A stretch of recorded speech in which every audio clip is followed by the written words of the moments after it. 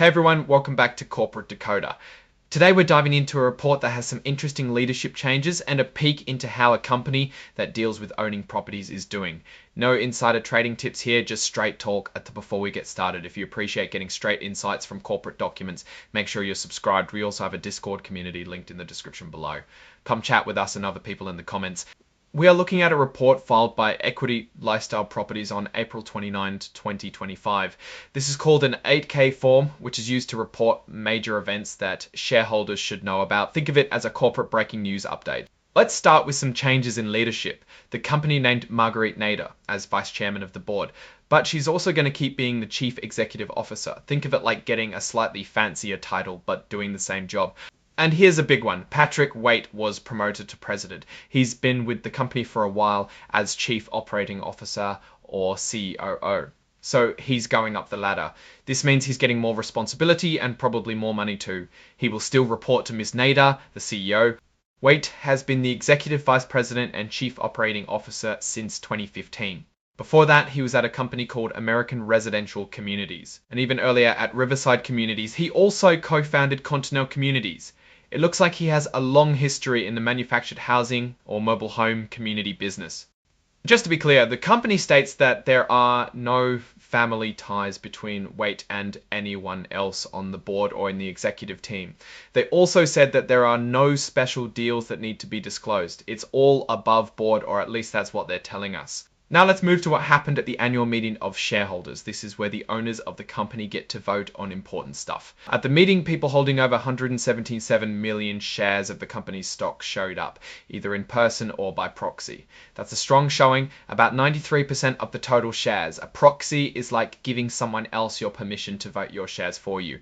This means that whatever decisions were made, they had a lot of support from the shareholders. The first thing they voted on was electing 9 members to the board of directors. These are the people who guide the company. All 9 people up for election were voted in. For example, Andrew Birkenfield got over 173 million votes for and about 300,000 votes withheld. Withheld basically means someone voted, but they didn't support that particular candidate.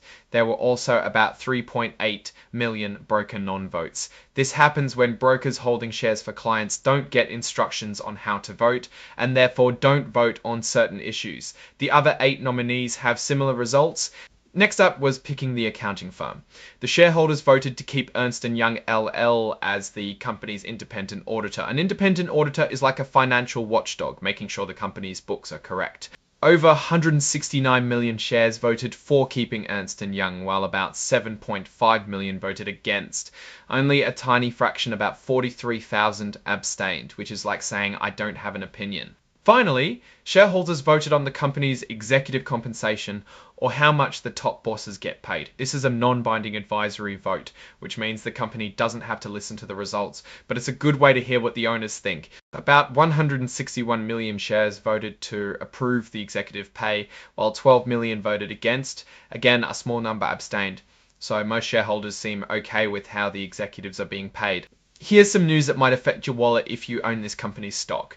They declared a dividend of $0.50 per share for the second quarter of 2025. If you own the stock on June 27, 2025, you'll get that dividend on July 11. That means they will pay out $2.06 per share for the whole year.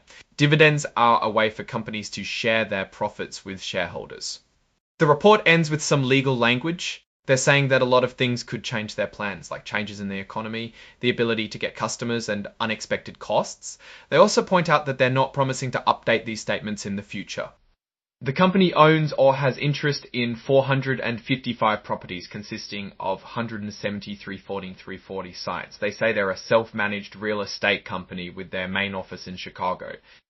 That means they handle their own business instead of hiring someone else to do it. Now, what does all of this mean? The leadership changes could signal a new direction for the company, or just a reward for good performance.